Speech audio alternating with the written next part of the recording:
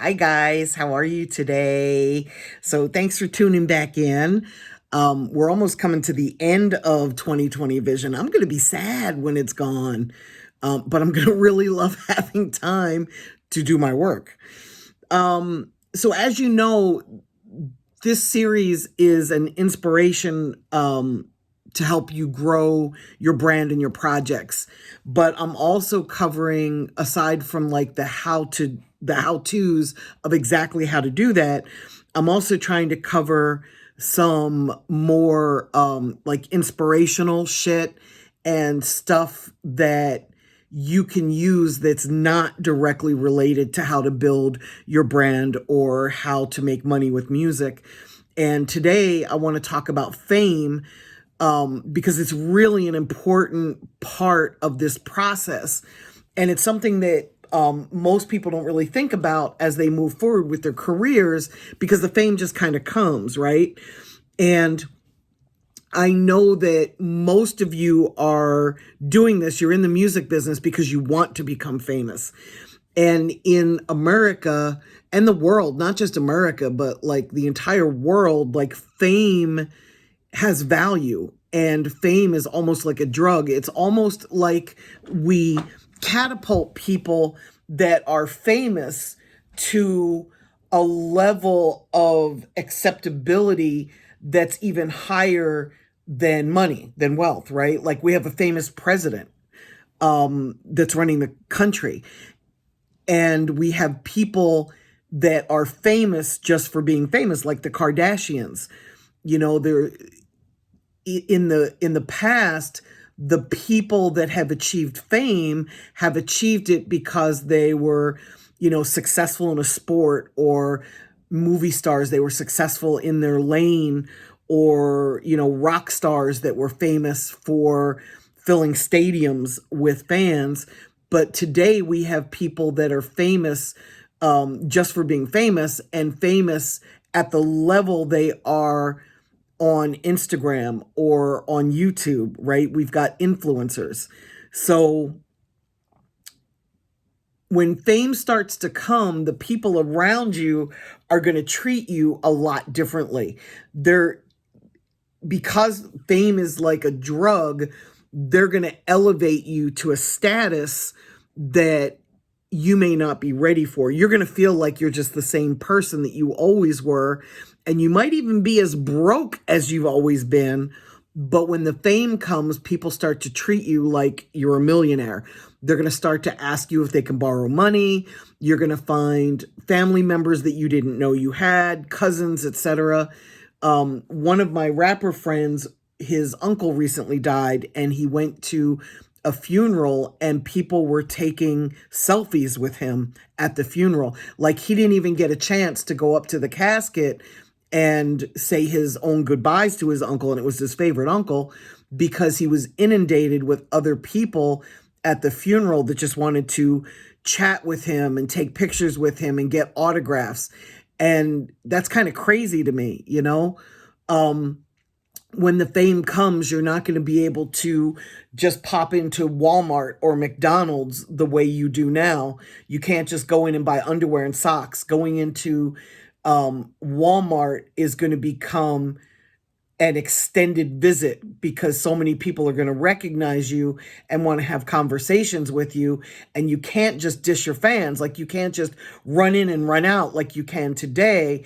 If you've got fame, you've got to stop and take pictures with people, have conversations. People are going to follow you around the store. They're going to be whispering to each other like, is that him? Is that her? Is that him? Is that her? They're going to approach you when you're trying to have family time, or when you're with your kids at Chuck E. Cheese, or you're at the food store with your girl, or it's Valentine's Day and you're having a romantic meal. They're going to come up and they're going to want to interact with you, and they're going to see it as their only chance to be near you. So it's not like you can just diss them and be like, leave me alone, even though you're feeling like, leave me the fuck alone. These are your fans, and these are people that have given you the fame that you have to be able to get to the next level in your career. So you can't really be an asshole to them. I mean, you can be an asshole to them, but I'm saying that you shouldn't be an ass to them. You should really treat them with respect and with dignity and take the picture even when you don't feel like it, and then explain to them that you're trying to have dinner with your family, or an event with whatever, and be respectful. Let them get what they came for, but just don't let it extend out. Even with me, like, I have such a tiny little bit of fame in the music industry that I can't go to a music conference and get my needs met. Like, if I'm trying to pay attention to a panel and learn, I've got a million people coming up to me in the audience, sitting next to me, trying to give me their music or ask me for advice. And even though it's annoying as fuck, because I'm there to learn something so that I can build my company to the next level, I still can't brush people off and be disrespectful to them, because I realize that they see this as, oh my God, that's Wendy Day, and this is my only opportunity to reach out to her, to speak to her, or whatever. So I try to be respectful of that, but I also try to explain to them that I'm there to learn.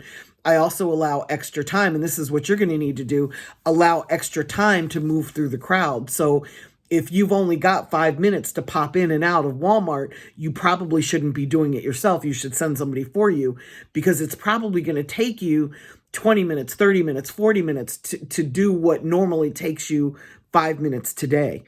And you've got to factor all of that into your schedule, especially when you've got places to be and things to do. You don't want to be late to shoot a video because it took you extra time to buy the gear that you needed for that video, or to eat lunch before you went to that video, or breakfast, or whatever it is. You need to take all of that into consideration. So I guess that's really all I have to say about fame. Just know that you're looking at it like it's going to change your life for the better, and it definitely will change your life for the better, but you also have to take into consideration the negative consequences. And I'm not even talking about like the security threat that steps up when you're famous, because people are looking to get something from you, or they're jealous of you. I'm not even talking about that side of it today. That's something you're absolutely going to need to take into consideration with your team, because threats are very real, especially in the rap music industry. This is a predator or prey industry. So definitely take all of that into consideration.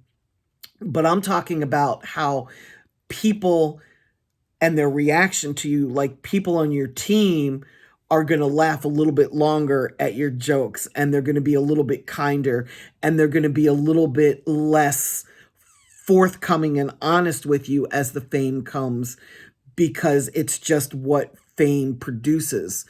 You're going to go out to restaurants, and they're going to not charge you for meals, but in exchange for that, they're going to want to pitch you their idea for, an album, or they have a cousin that raps, or they have a nephew that makes beats, or they want to hang your picture on the wall, and they want you to come to an opening that they're doing, or an event that they're doing. People that work for you will want you to come through to barbecues for their family, birthday parties for, relations that you didn't even know you had. People are going to be posting private information about you that may or may not be true. People are going to be wanting to bed you because of your fame. And then they're going to want to talk shit about that afterwards, because it gives them a little bit of fame, that, moment of when they got to do something around you that they can talk about. And let's be real, negativity attracts more attention than positivity. So why would they make the incident seem positive when they could bitch and moan about you and get more viewers? People will say, if you raise your voice to them, that you assaulted them. God forbid you put your hands on them and push them out of the way, or your security pushes somebody out of the way. Now, all of a sudden, you beat them up, and you've got a lawsuit coming. So there's a lot of negativity that comes with fame. And I'm not saying that you shouldn't do it. I'm not saying that it's not worth it.